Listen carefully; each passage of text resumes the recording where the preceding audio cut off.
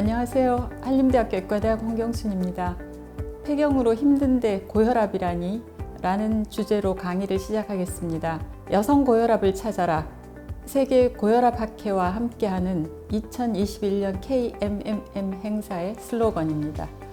고혈압은 남녀 모두 생기는데 왜 여성 고혈압을 찾아라 일까요? 궁금하시죠?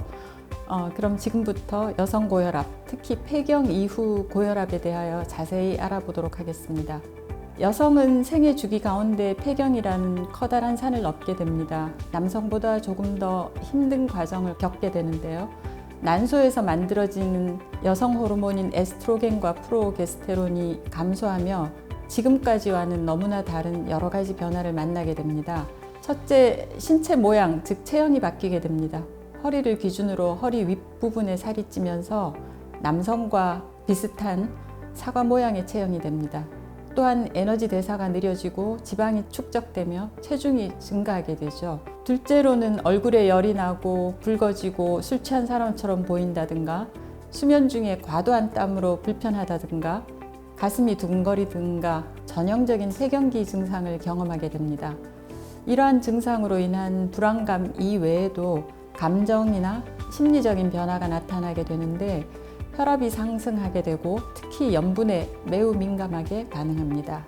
이러한 여러 가지 변화를 의학적으로 접근해 보자면 지질대사 이상으로 중성 지방과 나쁜 콜레스테롤이 증가하고 좋은 콜레스테롤이 감소하며 인슐린 대사 이상으로 당뇨 발생이 많아지고 복부지방, 즉 내장 지방이 쌓여 염증을 유발하고 고혈압이 발생하며 혈관 기능 이상 등이 있습니다. 앞서 언급한 모든 변화는 심혈관계 질환의 발생에 매우 중요하며 이 중심에 폐경기 에스트로겐 감소가 중요한 역할을 하는 것으로 알려져 있습니다. 따라서 여성은 누구나 할 것 없이 폐경 이후 심혈관계 질환에 매우 취약한 상태에 직면하게 됩니다. 그럼 여성 고혈압의 특징에 대하여 알아볼까요? 폐경기가 지나면서 혈압이 빠르게 상승하고 수축기 및 이완기 혈압이 동시에 상승하게 됩니다.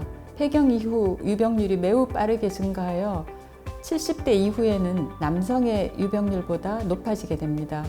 60대를 보더라도 2명 중 1명이 고혈압을 가지게 되죠. 노인성 고혈압과는 달리 수축기와 이완기 혈압 모두 상승합니다. 또한 배기고혈압, 즉 병원에 오면 혈압이 높고 가정 혈압은 정상인 경우가 흔하게 되므로 혈압을 측정하고 진단하는 데 신중을 기해야 합니다. 고혈압이 무증상으로 알려져 있으나 여성의 경우 그나마도 스트레스나 폐경 증상으로 오해하게 되는 경우가 많다는 것을 인식해야 됩니다. 남녀 모두 고혈압은 조용한 살인자로 알려져 있죠.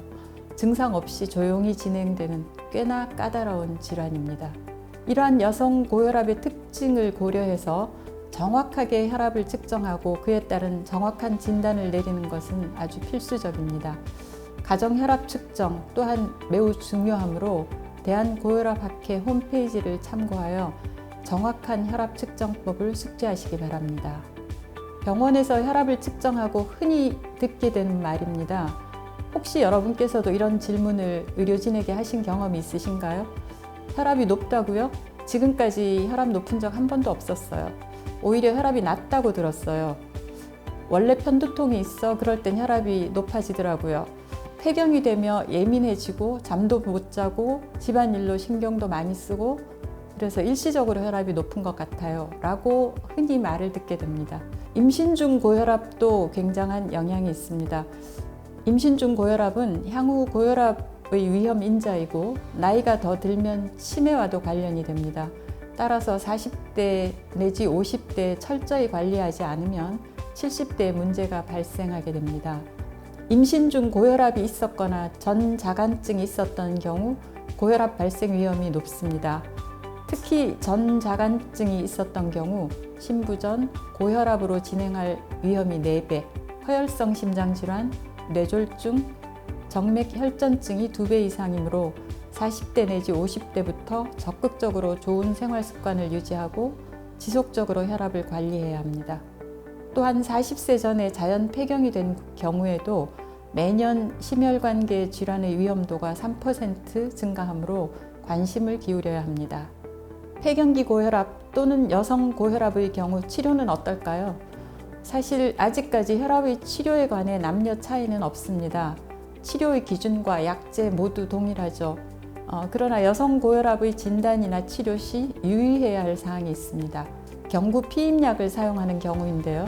일부에서는 혈압을 상승시킬 수도 있습니다. 특히 가족력, 임신성 고혈압의 과거력, 잠재성 콩팥 질환, 비만, 복용 기간이 길수록 혈압 상승의 위험이 증가하고 복용하는 동안 주의 깊게 관찰하고 정기적인 혈압 측정이 반드시 필요합니다.